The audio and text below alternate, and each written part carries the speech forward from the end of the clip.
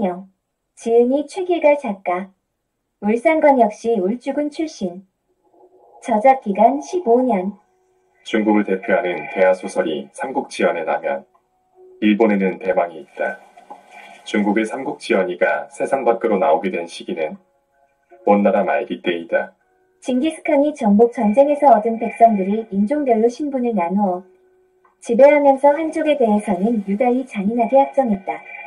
이때 한족이었던 나관중이 한족들에게 촉을 바탕으로 한 중화 사상으로 민족의식을 확립하기 위해 쓴 소설이 바로 삼국지연이다. 그렇다면 일본의 대망이 나오게 된 배경은 무엇일까?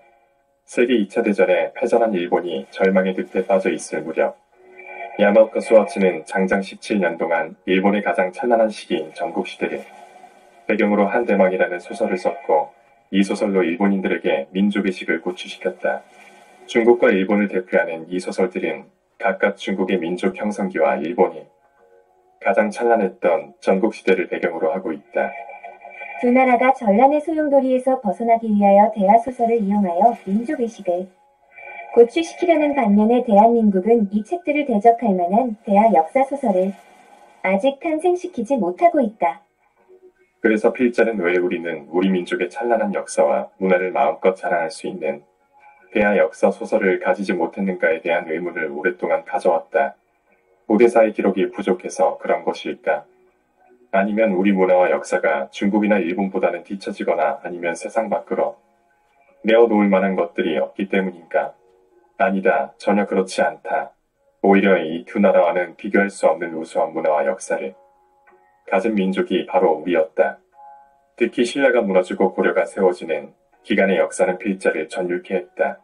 우리가 지금까지 알고 믿었던 역사가 대부분 진실과 거리가 멀다면 일생을 살면서 단 한순간도 눈에 뗄 수 없는 그런 사람, 그런 꿈, 그런 도전, 그런 나라 미치도록 도전해야 하고 버릴 수 없는 만큼 내하며 끝을 모르는 절망 속에 단 하나 이루고 싶었던 숭고한 목표, 내 눈을 멀게 하고 귀를 닫게 하고 입술을 얼어붙게 했던 한 여인의 기가 막힌 운명과 사랑, 잔인 무도한 국권 회복에 대한 열망. 2016년 잔인한 겨울. 2017년 3월 어느 날 우리는 통곡을 했다. 신라와 혼인한 마이태자 여인, 전하에 대한민국과 혼인한 그분, 망해가는 신라를 끝내 외면하지 못해 몸부림쳤던 여인이 있었다면 대한민국이 외세에 종속되어가는 그때 울부짖던 여인이 있었다. 흥화초 전하에. 흥화초는 대한민국의 무궁화 꽃이다. 지난 15년 동안 강과 산과 바다를 넘어 몸서리치며 연모하였다. 그 모든 것을 버리고 이 소설을 집필하게 되었다.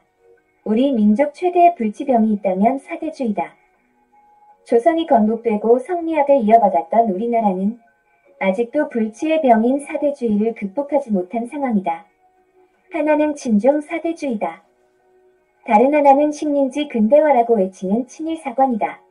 이대하 소설을 쓰기 위해서 지난 15년간 흘린 눈물이 세상 밖으로 나왔으니 부족한 저가 대한민국이 한층 번영되도록 작은 벽돌 하나라도 놓기를 소망하며 오늘을 살아가고 있다.